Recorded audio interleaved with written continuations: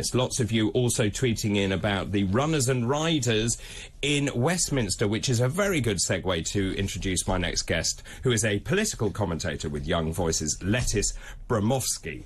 Very good to see you. Good morning. What a fantastic surname you have. Thank you. Thank you very much. It's actually an old Czech name. Yeah, very, very nice. So, what a week in Westminster. I mean, what a week. As you said just before the break, no one could really see this. It was just a week ago that we had Christopher Pincher's scandal splashed across all the front pages, and the bitter irony that Boris is finally toppled by a scandal that, for once, he wasn't actually involved in himself. So that was the extraordinary thing for me. It was the straw that broke the camel's back, and actually, looking back on it, it could have been managed so much better. The fact is, the story from Number 10 kept changing. You know, the Prime Minister wasn't aware, then he was aware. Then he might have been aware. Then, of course, he'd forgotten he was aware. It was a classic Boris story, and it ended up leading to the resignations of Rishi and Sajid Javid on the Tuesday, and then what can only be described as sort of death by 1,000 paper cuts that led to his final resignation on Thursday. But what was extraordinary for me, and I was here, I was doing Drive at the time, was clearly we had those two massive resignations. And Peter Cardwell was here, our political editor,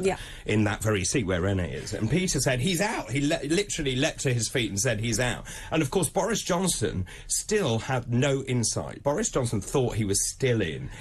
Completely. That speech that we saw on Thursday, there was no remorse, there was no contrition for what he had done.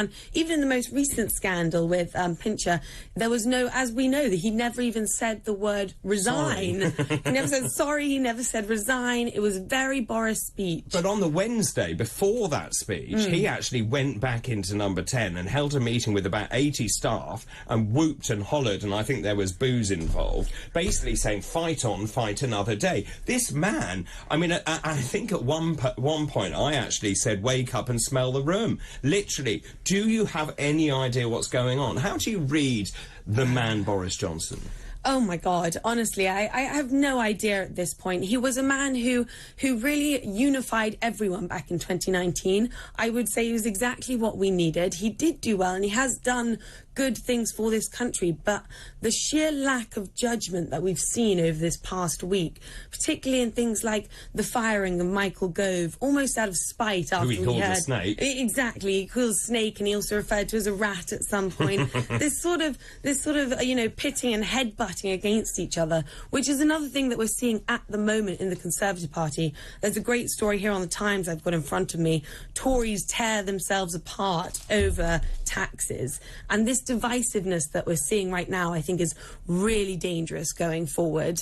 Sort of as they sort of jive and butt to get in front of the leadership election. But Tories are known to pull each other apart. They always have. They always will. But let's just start with the 1922 committee, because this is the committee. There are 17 places up for grabs. Sir Graham Brady remains the chairman of that, my understanding is. Now, they want to change the rules, don't they? And that all starts tomorrow. Yes, so tomorrow's going to be a huge day for this leadership election going forward. Essentially, there are so many candidates at the moment who are jiving to be leader. If we look back to Theresa May's contest, which Boris won, there were 10 candidates, and it took around 2 months for it all to get wrapped up. I mean, why? Exactly. Time is of the essence right now, and we need to get this wrapped up, in my mind, ideally before they break for recess in the 21st of July. So what we've got at the moment is the current rules they're planning on changing is saying that you need at least 10 MPs to support your nomination in the first place, and then you'll need 10% of the parliamentary party votes when in that first ballot. This, in my mind, will get rid of some people like Grant Shapps, who put forward his leadership nomination yesterday. I mean, transport, full stop, has not been a strong part of this Conservative government that we've seen over the past years. We've had rail strikes, airport chaos. Point. All of this, I have no idea why he's thrown his hat in the ring and he's not there. We've also seen people jump out. Ben Wallace, who... Yes, were you surprised? I was surprised, but to be Tory leader, I think you've got to unify three main factions. You've got to unify Tory MPs and get them on side, the wider Conservative membership, and the general public. And I don't think Ben Wallace was the man to do that. He's done great things in Ukraine and excellent things back in Afghanistan. but he hasn't been there on other main issues like cost of living or Brexit, and I just don't think he was there for that. Okay, interesting. And then also, just in terms of the way that these Tory candidates are coming forward, I've got a list of runners and riders, as you say, they're changing all the time. For me, it's really clear they need a Brexiteer and they need someone who believes in low tax. And as Deputy Leader of Reform UK, I am amazed. They've literally stolen our policies to say that the way out of this economic mess is to cut tax now. Taxes is definitely the main front runner that everyone is saying. I was particularly surprised by Rishi's rather Americanized video that he came out with, which he made in under 2 hours. Oh yeah, of course, so quickly. Which said basically that he wasn't going to do any tax cuts until he's financially stable. The country's financially stable. Is that suicide?